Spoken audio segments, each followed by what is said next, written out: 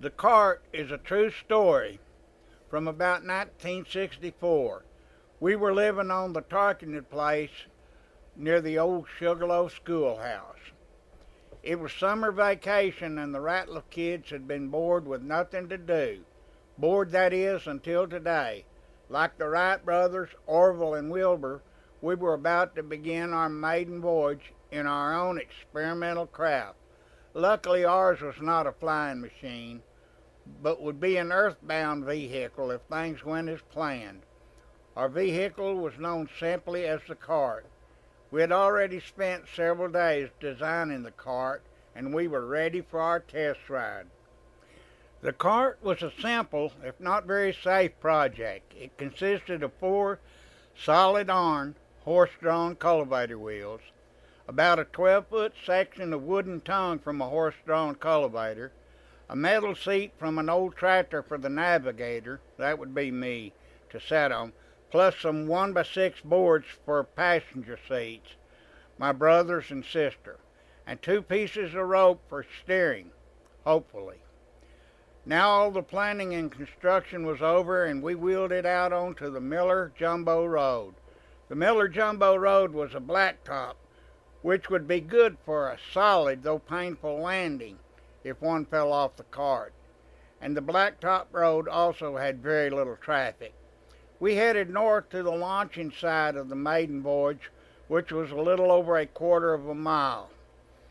The first section was mostly downhill until we passed the waterman's house on the left, and then a short section uphill, but we were all running on adrenaline, thinking of the great adventure we were on, and thought nothing of having to push the cart uphill for a ways.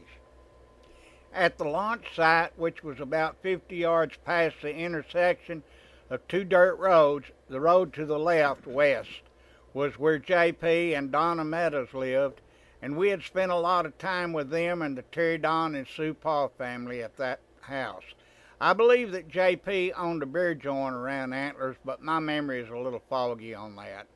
I do remember running through a barbed wire fence there and I carry that scar to this day. Another memory from the Meadows home place was that they had this huge Brahma bull, and it was so tame that Don Poff, who was about my age, rode it around like a horse. To the right, east, the road ran past the Ray Martin place, Miss Melton's rent house. My family lived there at one time. And farther on, the house where Freeland and Annalou Hise lived. On the map, this is known as Sugarloaf Road East, but I don't remember ever hearing it called that by anyone. I would like to say that we stood there at the top of Cold Creek Hill and solemnly contemplated the seriousness of what we were about to do and how realistic the dire consequences might be. However, that was not the case, and if you will recall, I think I may have mentioned no one in this crew had a lick of sense. We just looked both ways for cars and warned Jerry Don to hang on tight until we got stopped safely at the bottom of the hill. How the word safely managed to find its way into the conversation is mysterious. Looking back, safety had nothing to do with this project. I guess I need to name the crew involved at this time. I was the oldest at 15 years old, and we descended in 2-year intervals down from me. Second in command was my brother Chester, Chuck Ratliff, and unlike the Wright brothers or the first manned flight to the moon, we were represented with a female on board by my 11-year-old sister Shirley. And I guess just to reinforce the fact that none of us had a lick of sense, there riding on the back seat and hanging on for dear life was little brother Jerry Don.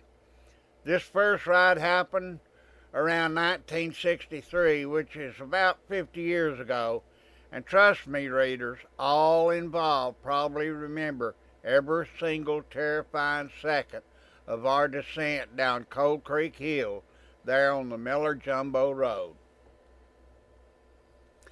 We pushed off and soon were underway. I was surprised at how fast the cart continued to pick up speed.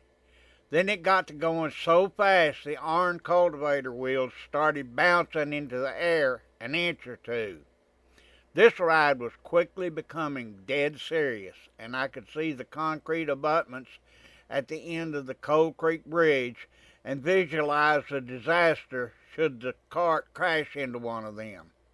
A few hundred yards past the Cold Creek Bridge was Mr. and Miss Sutherland's house, and I quickly calculated that it was too far away for them to hear the crash should that be the way this ride ended.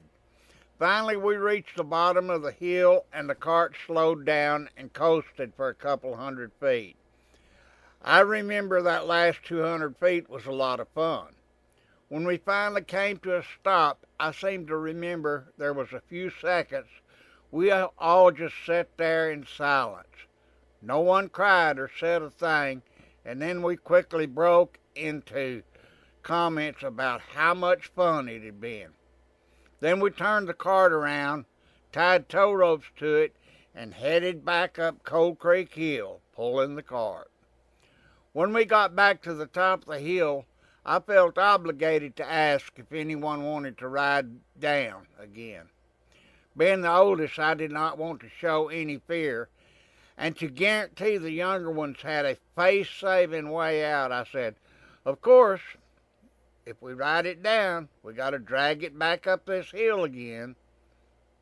I don't know who it was decided they didn't want to pull the cart back up the hill, but after 50 years, whoever it was, I will confess that deep in my heart, back then I had already made up my mind. I had made my final ride down Cold Creek Hill on the cart, no matter what kind of excuse I would have to make or come up with. My final run.